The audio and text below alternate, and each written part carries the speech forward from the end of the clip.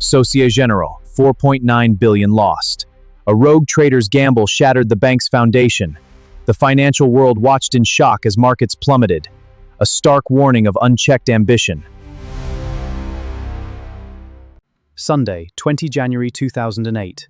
Inside Société Générale's systems, an impossible figure appears, nearly 50 billion euros committed by a single trader.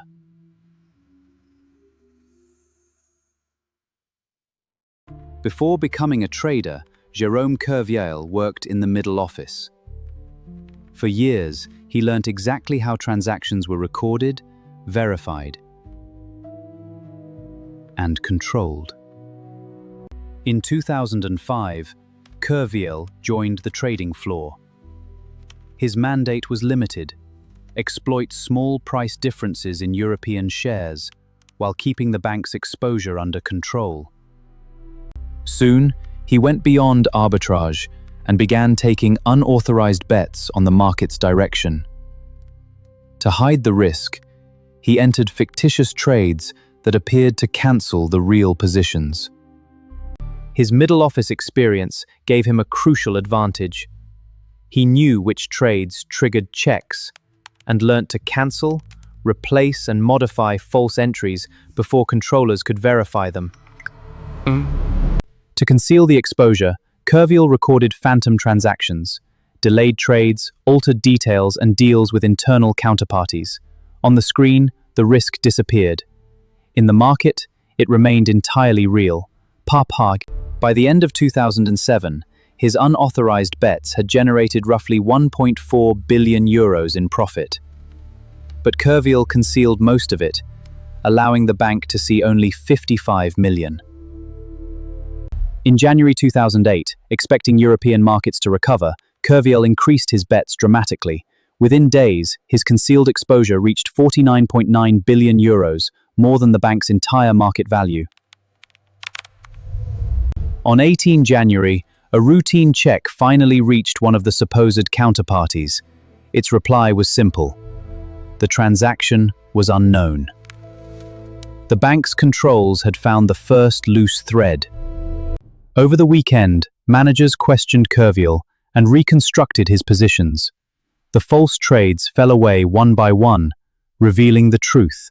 The bank was exposed to almost 50 billion euros.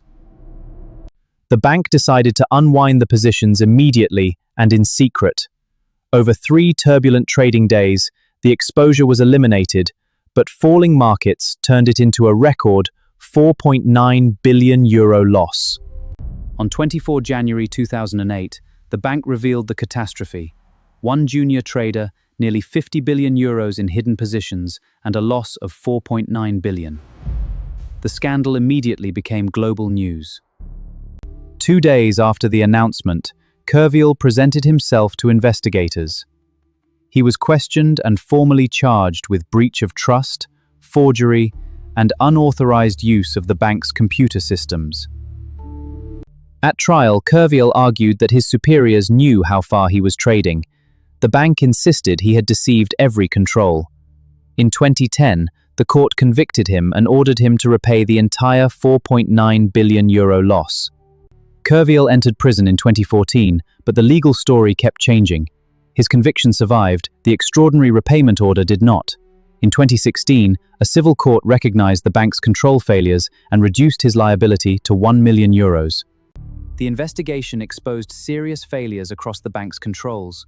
Alerts existed, but no one connected them. In 2008, the French banking supervisor imposed a 4 million euro fine for major weaknesses in internal control. The deeper lesson was cultural. Exceptional profits can make dangerous behavior appear successful. When performance discourages challenge, controls become rituals, and risk continues growing beneath the numbers. No single control could reveal the entire scheme. Prevention required the signals to be connected: gross position monitoring, independent confirmations, cancelled trade analysis, enforced limits, and escalation beyond the trading desk. Kerviel remained responsible for the deception, but the scale of the disaster exposed a wider duty. Front office, operations, risk, and senior management must each challenge abnormal activity and together take ownership of the whole risk. One trader concealed the positions. One bank failed to connect the warnings. 49.9 billion euros passed beneath the radar, leaving a 4.9 billion euro loss. The enduring lesson is simple. Risk must always have an owner. In the end, Jérôme Kerviel was convicted of fraud and breach of trust. The SOC GEN fraud stands as a stark reminder of the devastating impact unchecked ambition can have on the financial world.